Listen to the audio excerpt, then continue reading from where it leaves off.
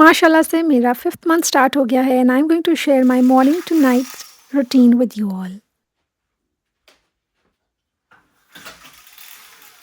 सुबह 10 बजे उठने के बाद सबसे पहले मेरा काम होता है विंडोज़, खिड़कियाँ, ब्लाइंड्स जो भी हैं सबको खोलना और घर में रोशनी लाना क्योंकि उससे बहुत अच्छा इम्पैक्ट पड़ता है। ठंडी-ठंडी हवा, फ्रेश हवा जब घर में एंटर होती है तो उससे घर भी बहुत रोशन हो जाता है और आपकी हेल्थ पर भी बहुत अच्छा फ़र्क पड़ता है। जैसे-जैसे प्रेगनेंसी आगे बढ़ती है तो कॉम्प्लिकेशंस और थकन और लेज़ीनेस और इमोशनल होना बहुत नॉर्मल है।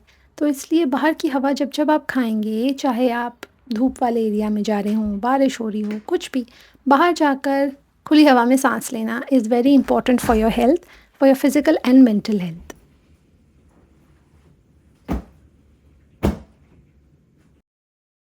अपने बेडरूम की बेडशीट को मैं अरेंज करके सही से और ड्यूवे कवर बिछा के आती हूँ रोज़ और उसको करने से मुझे बहुत अच्छा लगता है और इसी तरह से यहाँ लिविंग रूम जैसे टीवी लाउंज होता है, वहाँ पे हम सबसे ज़्यादा अपना टाइम स्पेंड करते हैं, तो वहाँ के कुशन्स को अरेंज करना, थोड़ी बहुत जो चीज़ें वहाँ रखी हुई हैं गंदी उनको समेटना मेरा काम होता है। And then next important thing is अब से मैंने योगा स्टार्ट कर दिया है। यूट्यूब पे इसकी बहुत सी वीडियोज़ अवेलेबल हैं और इसी तरह की बहुत सी वीडियोज़ में से एक वीडियो मैंने सेलेक्ट की, उसको प्ले किया और फिर उसके बाद आहिस्ता-आहिस्ता जो प्रेगनेंसी रिलेटेड योगा होता है वो करती हूँ। मुझे योगा करना मुश्किल इसलिए नहीं लगता था क्योंकि प्रेगनेंसी से पहले से मैं योगा करती हूँ, बट वो एक डिफ़रेंट किस्म का योगा होता है। प्रेगनेंसी का योगा थोड़ा-सा डिफ़रेंट होता है क्योंकि हमारी बॉडी की नीड्स और रिक्वायरमेंट्स अलग होती हैं। यूट्यूब पे अगर आप मंथ वाइज़ या ट्राइमेस्टर वाइज़ सर्च करेंगे तो आपको डिफरेंट योगा की एक्सरसाइजेज मिल जाएंगी and that will really help you आपकी स्वेलिंग में, आपके बैक एक में, जगह-जगह जहाँ दर्द होता है वो सब सही हो जाता है। और जैसे-जैसे लेबर करीब आता है तो उसकी स्पेसिफिक एक्सरसाइजेज होती हैं that will make your natural labour come very easily और आपकी बॉडी उसके लिए प्रिपेयर हो जाती है। सच बताऊँ तो ये रोज़ नहीं करती, रोज़ ना ही मूड होता है, ना ही एनर्जी होती है, किसी-किसी दिन स्किप भी कर देती हूँ। लेकिन अपना रूटीन बनाया हुआ है, कम से कम हफ़्ते में 2 से 3 बार कर लेती हूँ और बिल्कुल छोड़ती नहीं हूँ। योगा जैसे ख़त्म होता है वैसे ही मेरे पेट में चूहे दौड़ते हैं और अब मुझे बहुत भूख लग रही है।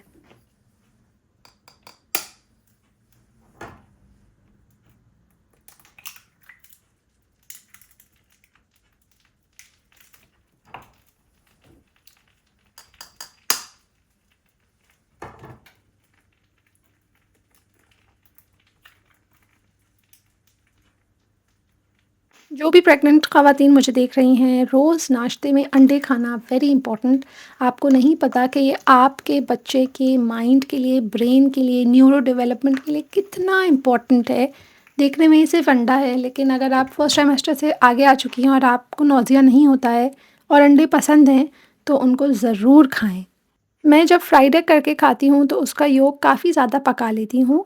बस थोड़ा-सा रनी रह गया है इस पिक्चर में, लेकिन आप अगर खाएँ तो yolk को अच्छी तरह पका के खाएँ, वरना ऑमलेट में या स्क्रैम्बल्ड एग में बना के खाएँ क्योंकि अनकुक्ड खाना स्पेशली अंडे या मीट प्रेगनेंसी में अच्छी बात नहीं होती।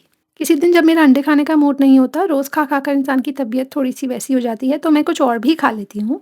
ज़रूरी नहीं है रोज़ अंडे खाऊँ, वो भी मैं आप लोगों के साथ शेयर करूँगी कि क्या ब्रेकफ़ास्ट आइटम्स खाती हूँ। और उसके बाद एक टोस्ट पे या आधे टोस्ट पे बटर या कभी-कभी न्यूटेला लगा के खा लेती हूँ। प्रेगनेंसी में रोज़ चाय नहीं पीती, लेकिन जब पीती हूँ तो 1 कप चाय पीती हूँ। उसके अलावा कोई कैफ़ीन नहीं लेती, ना ही कॉफ़ी में, ना ही फ़िज़ी ड्रिंक्स में, क्योंकि प्रेगनेंसी में जितना कैफ़ीन कम लें उतना अच्छा होता है। डॉक्टर्स भी कहते हैं कि 1 कप चाय अंदाज़न 200 ml चाय पीना इज़ ओके इन प्रेगनेंसी।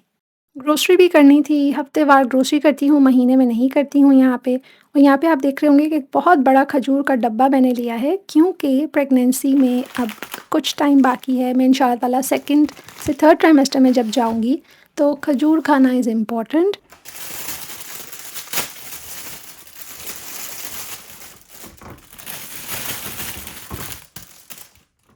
खजूर आपकी नेचुरल डिलीवरी के लिए एड करता है, हमारे कुरान शरीफ में भी इसका ज़िक्र है और इसकी बहुत अफ़ादियत है।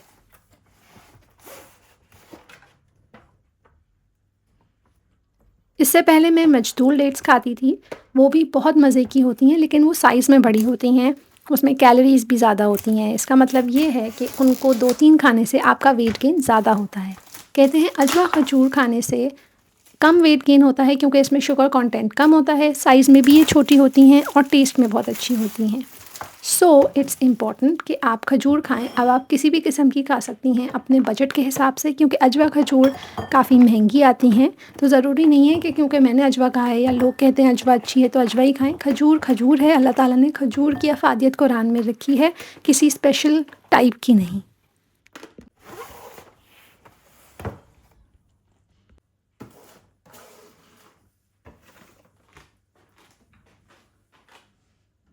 सप्लीमेंट्स खाना मत भूलें, जो भी आपके डॉक्टर ने आपको प्रिस्क्राइब की हैं वो ज़रूर खाएं, आपकी बॉडी की रिक्वायरमेंट के हिसाब से ही दी होंगी, उनको छोड़ना बहुत गलत होगा। खाने के साथ साथ इनका भी बहुत ख़्याल रखें क्योंकि इस वक्त हमें नॉर्मल ह्यूमन बीइंग से ज़्यादा विटामिन्स और मिनरल्स की ज़रूरत है। वैसे तो ताज़े नारियल के पानी की बात ही और है, लेकिन जहाँ मैं रहती हूँ वहाँ पे ताज़ा नारियल नहीं मिलता, इसीलिए पैकेट वाला कोकोनट वाटर ही अवेलेबल है, जिसे मैं कभी-कभार पी लेती हूँ। रोज़ रेगुलरली नहीं पीती हूँ, लेकिन हफ़्ते में 2 से 3 दफ़ा पी लेती हूँ। इसके कुछ टाइम के बाद मैं या तो दूध या स्मूदी पीती हूँ, नॉर्मली बनाना शेक पी लेती हूँ। ये मेरा लंच हो जाता है। लंच में मैं कोई रोटी, चावल, सालन, सब्ज़ी वग़ैरह नहीं खाती हूँ क्योंकि मुझे इतनी भूख अभी नहीं लग रही है। जब लगेगी तो खा लेंगे, लेकिन ये एक कंप्लीट मील हो जाता है मेरे लिए। और इसके साथ मैं नट्स ज़रूर लेती हूँ, ड्राई फ्रूट्स जिसमें बादाम, कैश्यू नट्स, पीनट्स वग़ैरह वग़ैरह शामिल हैं।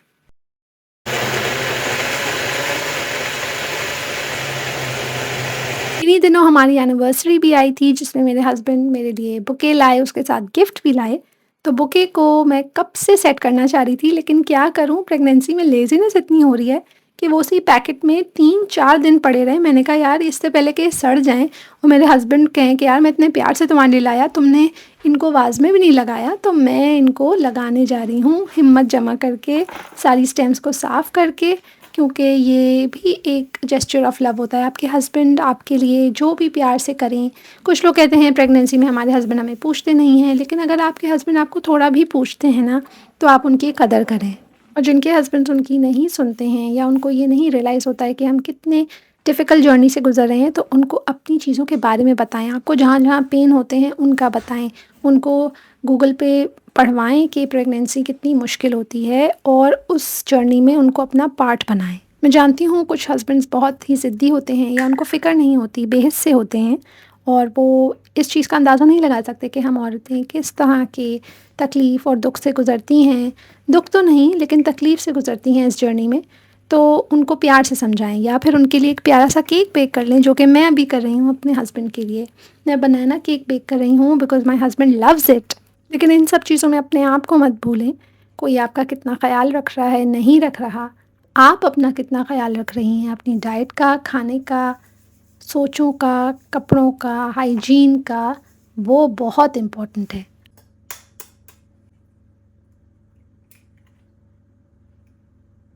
आप अपने बेबी के लिए, बेबी आपके लिए सबसे इम्पोर्टेंट होना चाहिए इस वक़्त। दूसरे क्या कर रहे हैं, क्या सोच रहे हैं, just don't bother about it.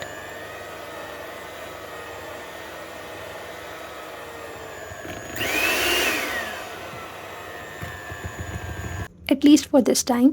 और जो भी जो कहता है कि भाई इतना खा रही हो, मोटी हो जाओगी, ये वो, अच्छा खाना खाएँ और खुश रहें। डिनर टाइम हो चुका है। डिनर टाइम में आई मेक श्योर कि मैं अच्छा हेल्दी प्रोटीन रिच खाना खाऊँ। आज मैं बना रही हूँ पेरी पेरी चिकन, उसके साथ कुछ वेजिटेबल्स होंगी and that will be a complete balanced meal. जैसे कि मैं बता रही हूँ अपनी डाइट का बहुत ख़्याल रखें। इस वक्त ख़्याल रखेंगी तो आगे जाके डिलीवरी के बाद, बच्चे होने के बाद और उसके भी बाद आपकी बॉडी आपको थैंक यू करेगी, क्योंकि आपको डिफरेंट किस्म की दर्द और डेफिशिएंसीज़ नहीं होंगी। इसको आप बेक भी कर सकते हैं अवन में या पैन में फ्राई कर सकते हैं। मैं पैन में फ्राई करूँगी क्योंकि इससे बहुत अच्छा टेस्ट आएगा और जल्दी भी बन जाएँगे।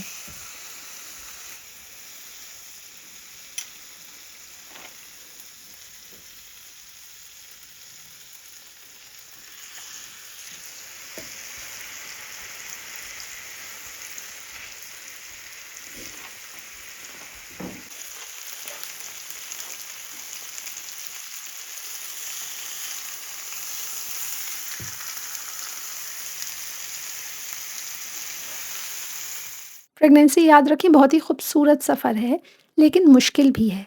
तो इसको अपने लिए आसान बनाएँ, बहुत से लोग आपको इसके लिए बहुत मुश्किलात भी देंगे। लोग नहीं चाहते हैं कि आपकी प्रेगनेंसी अच्छी हो या आप बहुत खुश रहें, बहुत से लोग जलते भी हैं। तो कोशिश करें कि अपनी खुशियों को, अपनी कामयाबियों को, सबको सँभाल के रखें और दुआएँ करें और सिर्फ़ अच्छा सोचें। जितने नेगेटिव लोग हैं उनसे दूर रहें, अपनी ज़िंदगी को आसान बनाएँ, खूबसूरत बनाएँ। All the best for this journey. अल्लाह हाफ़िज़।